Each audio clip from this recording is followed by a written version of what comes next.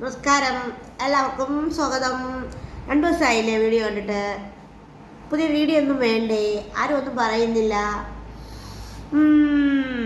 പുതിയ വീഡിയോയുമായിട്ടാണ് വരുന്നത്. നമ്മളെ കണ്ടുകൊണ്ടിരിക്കുന്ന, നമ്മളെ കാണാൻ ആഗ്രഹിക്കുന്ന കുറേ പേരല്ലേ, അവർക്കൊക്കെ വേണ്ടിയിട്ട് ഇന്നൊരു വീഡിയോ ഞാൻ ചെയ്യുന്നുണ്ട്. ഒരു ഏറ്റവും എളുപ്പത്തിൽ നമുക്ക് ചെയ്യാൻ പറ്റുന്ന ഒരു ഡിഷ് ചെയ്യാമെന്ന് വിചാരിച്ച്. ഇവിടെ 3-4 ദിവസം കൊണ്ട് നല്ല ജോലിയാണ്, അപ്പോൾ വീഡിയോ ഒന്നും എടുക്കാൻ പറ്റത്തില്ല. അതുകൊണ്ടാണ് വീഡിയോ ഇല്ലാത്തത് കേട്ടോ. അപ്പോൾ ഇന്ന് ഞാൻ എന്തായാലും ഇവർക്ക് ജോലിയുണ്ട്, എന്നാലും ഞാൻ ഇടയ്ക്ക് കയറി ഞാൻ വീഡിയോ എടുക്കാൻ പോവുകയാണ്. കാരണം എനിക്കിങ്ങനെ വീഡിയോ ഇടാതിരിക്കാൻ പറ്റത്തില്ല. അപ്പോൾ ഞാൻ ആ വീഡിയോ എടുക്കുന്നതിൻ്റെ വിവരങ്ങളൊക്കെ പറയാം. എല്ലാവരും ചാനൽ കാണുകയും സബ്സ്ക്രൈബ് ചെയ്യുകയൊക്കെ ചെയ്യണം. ഫോളോ ചെയ്യുന്നവരോട് ഒരുപാട് സ്നേഹം.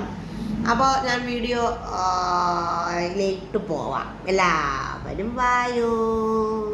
നമ്മളിപ്പോൾ ചെയ്യുന്നത് എന്താണെന്ന് അറിയാമോ? കുക്കറിൽ വെക്കുകയാണ്. കുക്കറിൽ വെക്കുന്നതെന്ന് പറഞ്ഞാൽ ഇറച്ചിച്ചോറ് ആണ് വെക്കുന്നത്. അപ്പോൾ കുക്കർ വെച്ച് ഒരു 10 ലിറ്ററിൻ്റെ കുക്കർ എടുത്ത് വെച്ച് എന്താണെന്നറിയാമോ? നമുക്കൊരു 6 ലിറ്ററിൻ്റെ കുക്കർ, 6 ലിറ്ററിൻ്റെ വേണം. 1 കിലോ അരിയും 1 കിലോ ബീഫും എടുത്തിട്ടുണ്ട്. ബീഫിൻ്റെതാണ് വെക്കുന്നത്. അപ്പോൾ നമുക്ക് ഇത്രയും വേണം. അപ്പോൾ നമ്മൾ ഇനിയിപ്പോൾ നമ്മുടെ കുക്കർ ചൂടായപ്പോൾ നമ്മൾ കുറച്ച് നെയ്യ് ഇട്ട് കൊടുക്കുകയാണ്. കുറച്ച് നെയ്യ്. നമ്മുടെ ഇറച്ചിച്ചോറ് ഇപ്പോൾ ഇവിടെ റെഡിയാവും കൂട്ടുകാരെ, റെഡിയാവും. നെയ്യ് കുറച്ച് കേട്ടോ. നമുക്ക് എളുപ്പത്തിൽ തയ്യാറാക്കാവുന്ന കുക്കർ ഇറച്ചിച്ചോറ്. ഇതിൽ 1-2 സാധനങ്ങളൊന്നും ഇല്ല ഇവിടെ കേട്ടോ. അപ്പോൾ വീട്ടിലില്ലാത്ത സാധനങ്ങൾ ഇല്ല എന്നേ എനിക്ക് പറയാൻ പറ്റും. കുറച്ച് വെളിച്ചെണ്ണ കൂടി ഒഴിച്ച് കൊടുത്തു. എന്നിട്ട് നമ്മൾ ആദ്യം ഇടാൻ പോണത് പട്ട, ഗ്രാമ്പൂ, ഏലക്ക എല്ലാം കൂടെ ഇട്ട് കൊടുക്കും.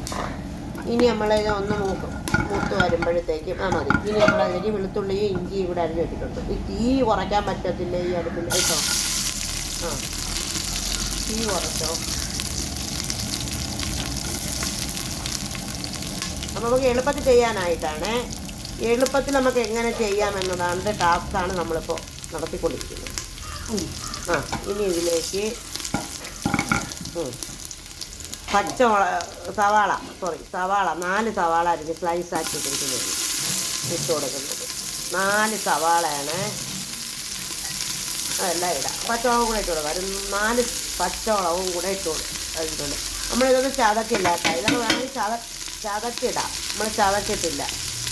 നമുക്കിന്ന് നല്ല ജോലിയുള്ള ദിവസവും കൂടെ ഞാൻ പറഞ്ഞല്ലേ. അപ്പോൾ അതിൻ്റെ ഇടയ്ക്ക് ഒരു വീഡിയോ ഇവിടെ എടുക്കാം. നമുക്കിത് ലെഞ്ചിനെടുക്കാമല്ലോ എന്ന് വിചാരിക്കുന്നു. ഇത് നന്നായിട്ട് മൂക്കട്ടെ. ഇത്തിരി ഉപ്പിട്ട് കൊടുക്കാം. ഒരു 1/4 സ്പൂൺ ഉപ്പിട്ട് കൊടുക്കാം. അപ്പോൾ നന്നായിട്ട് ഇത് സമയമില്ലാത്തതുകൊണ്ടാണ് ഇന്ന് വിശാലമായി ഇരുന്ന് കാണിക്കാൻ പറ്റില്ല. അതായത് ഇറച്ചിച്ചോറ് അടുപ്പിൽ ചെയ്യാത്തത് കേട്ടോ. അതുപോലെ നമുക്ക് നല്ലപോലെ തീയരിക്കുന്ന വിറവില്ല. ഇതേപോലെ ചെയ്യണം. വിറവൊക്കെ ഇല്ലാത്തവർ ഇതുപോലെ കുക്കർ ചെയ്യണമേ. ഇത്രയും വഴന്നാൽ മതി. ഇനി നമുക്ക് ഇതിലേക്ക് മസാല ചേർക്കാം. മസാല എന്ന് പറയുന്നത് ഗരം മസാല, മഞ്ഞൾപ്പൊടി 1/2 ടീസ്പൂൺ മഞ്ഞൾപ്പൊടി, 1/2 ടീസ്പൂൺ മല്ലിപ്പൊടി, 1/2. ഓക്കെ. ടീസ്പൂൺ മല്ലിപ്പൊടി, ഗരം മസാല 1 ടീസ്പൂൺ, കുരുമുളക് പൊടി 2 ടീസ്പൂൺ, 2 ടീസ്പൂൺ. ഇനി ഗരം മസാല 1 ടീസ്പൂൺ ഗരം മസാല. ഓക്കെ. ഇനി നന്നായിട്ട് ഇളക്കി കൊടുക്കാം. നമുക്ക് പണി പെട്ടെന്ന് കഴിക്കാൻ വേണ്ടി. ഇപ്പോൾ മൂത്തിട്ടുണ്ട്. നമ്മളതിലേക്ക് ബീഫ് ഇടുകയാണ്. ബീഫ് ഇത്തിരി വലിയ കഷ്ണങ്ങളായി മുറിച്ച 1 കിലോ ബീഫ്. ഇനി ഇതിനെ നമുക്ക് വെള്ളമൊന്നും ചേർക്കണ്ട. നന്നായി ഇളക്കി അടച്ചങ്ങ് വയ്ക്കാം. കുറച്ച് ഉപ്പൂടെ ഇട്ട് അടച്ചങ്ങ് വയ്ക്കാം കേട്ടോ. അപ്പോഴത്തേക്കും നമ്മുടെ ബീഫിനൊരു 5 വിസിൽ കേൾപ്പിച്ചെടുക്കും. നമ്മൾ അധികം ചുവന്ന ബീഫല്ല, ചുവന്ന കളറാണെങ്കിൽ ഒരുപാട് വേവ് വേണം. ഇതൊരു 4-5 വിസിൽ മതി. ഇത് നമ്മളിപ്പോൾ 4 വിസിൽ കേൾപ്പിക്കോളേ. 4 വിസിൽ കേൾപ്പിക്കാം.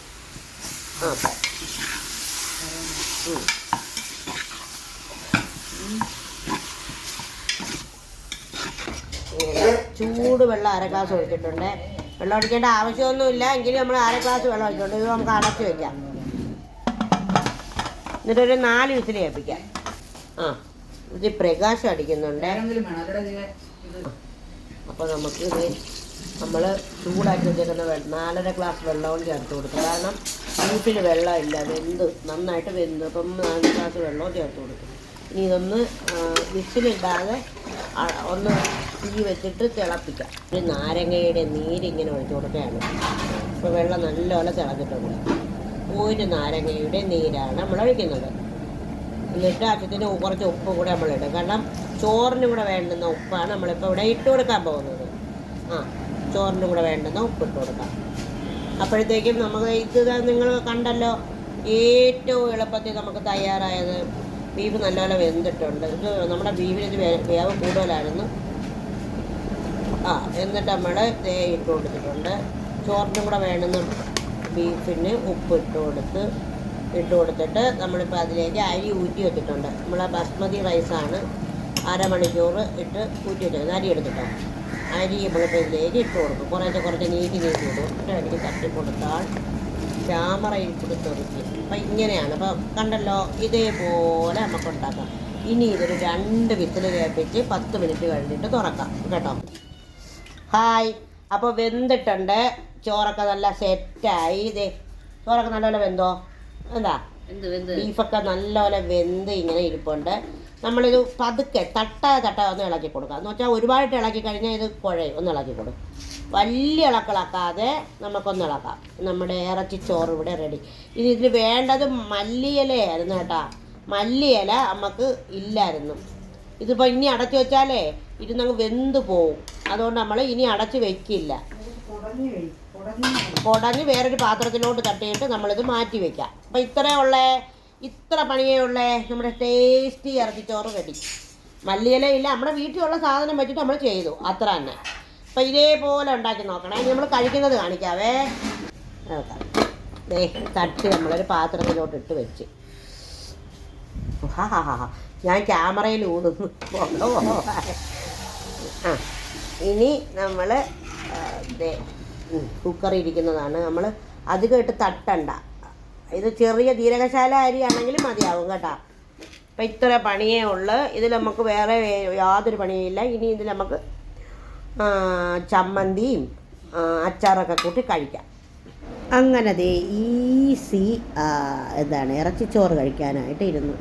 ബീഫൊക്കെ നല്ലപോലെ വെന്ത് ചോറൊക്കെ ഒട്ടിപ്പിടിക്കാൻ സെറ്റായി കേട്ടോ. നമുക്ക് കുക്കറിൽ ഇത്ര എളുപ്പത്തിൽ വെക്കാൻ പറ്റുമെന്ന് എല്ലാവരും മനസ്സിലാക്കണം കേട്ടോ. ഏറ്റവും എളുപ്പത്തിൽ നമുക്ക് ജോലിക്കൊക്കെ പോയിട്ട് വന്നിട്ട് തിന്നണമെങ്കിൽ പെട്ടെന്ന് ഉണ്ടാക്കാൻ പറ്റും കേട്ടോ. എനിക്ക് തോന്നുന്നു എല്ലാം കൂടെ ഒരു 1/2 മണിക്കൂർ മതിയാവുമെന്ന് തോന്നുന്നു. അപ്പം നമുക്കിത് ശരിയാവും. നല്ല സൂപ്പറായിരുന്നു, പൊളിയായിരുന്നു. വെറുതെ പറയല്ലേ, നമ്മൾ നാരങ്ങ അച്ചാറും കൂടെ ചേർത്ത് കഴിക്കുമ്പം അതിനൊരു വേറെ രുചിയാണ്. നമ്മളിപ്പോഴത്തെ നാരങ്ങ അച്ചാർ പൊളിയായിരുന്നു കേട്ടോ. ഇപ്പോഴത്തെ നാരങ്ങ അച്ചാർ പൊളി തന്നെ. പക്ഷേ എന്തോ ഒരു അമിത ടേസ്റ്റ് പോലെ തോന്നി. എന്താണെന്ന് അറിയില്ല കേട്ടോ. ഓരോ സമയം അങ്ങനെ ആണല്ലോ, അമിതമായ ടേസ്റ്റ് പോലെ തോന്നും. അപ്പോൾ ഈ വീഡിയോ നിങ്ങൾ കണ്ടിഷ്ടമായാൽ നിങ്ങൾ സപ്പോർട്ട് ചെയ്യണം കേട്ടോ. നിങ്ങളുടെ സപ്പോർട്ടാണ് വേണ്ടത്. നല്ല ബസ്മതി അരിയാണ് കേട്ടോ. ജീരകശാലയുടെ അരിയാണെങ്കിലും പൊളിയായിരിക്കുമേ. അപ്പോൾ നിങ്ങൾക്ക് ഇതേപോലെ ഉണ്ടാക്കണമെങ്കിൽ നിങ്ങൾ ഈ അളവിൽ 1 കിലോ അരിയും 1 കിലോ ബീഫും എടുത്തിട്ട് ഇതേ അളവിൽ ഇതേപോലെ ചെയ്ത് നോക്കണേ. ചെയ്ത് നോക്കി കഴിക്കണം. കഴിച്ചിട്ട് അഭിപ്രായങ്ങൾ പറയണം. എന്നിട്ട് ഈ വീഡിയോ ഷെയർ ചെയ്യുകയൊക്കെ ചെയ്യണം. പറ്റുമെങ്കിൽ ഷെയർ ചെയ്യണം. ഇഷ്ടമായാൽ ഷെയർ ചെയ്യണം. ഭയങ്കര കണ്ടന്റ് എന്തും കൊടുത്ത് ചെയ്യാൻ പറ്റുന്ന ഒരവസ്ഥയിലൊന്നും അല്ല ഞാനുള്ളത്. ഞങ്ങൾക്ക് പറ്റുന്ന രീതിയിൽ ഞങ്ങളുടെ ഇടയ്ക്കിൽ ഞങ്ങൾ ആ ജോലിക്കിടയിൽ ചെയ്യുന്ന വീഡിയോകളാണ്. നിങ്ങളുടെ സപ്പോർട്ടും നിങ്ങളുടെ കരുതലും എപ്പോഴും ഉണ്ടായിരിക്കണം. ഒരുപാട് പേർക്ക് ഇഷ്ടമാണെന്നും പറഞ്ഞിട്ട് വിളിക്കുകയും മിണ്ടുകയും സംസാരിക്കുകയും ഒക്കെ ചെയ്യുന്നുണ്ട്. ഇവരെല്ലാം ജോലി ചെയ്ത് തളർന്നു നടക്കുകയാണ്. നമുക്കിന്ന് ബീഫച്ചാറും ബീഫ് ഇടിയിറച്ചിയും അങ്ങനെ കുറേ ജോലികളൊക്കെ ഉണ്ടായിരുന്നു. നമുക്കിപ്പോൾ കുറച്ച് ഓർഡർ വന്നതെന്ന് വെച്ച് കഴിഞ്ഞാൽ എൻ്റെ ഒരു പോസ്റ്റ് കണ്ടിട്ട് ആൾക്കാർ ഇങ്ങനെ ഷെയർ ചെയ്തിട്ട് ഇങ്ങനെ പോയതാണ് കേട്ടോ. നൈമിത്ര ഇന്ത്യയിൽ എല്ലായിടത്തേക്കും അയച്ചു കൊടുക്കുന്നുണ്ട്. അപ്പോൾ ഒരുപാട് സ്നേഹത്തോടെ ഞങ്ങളുടെ സ്വന്തം ദീജ.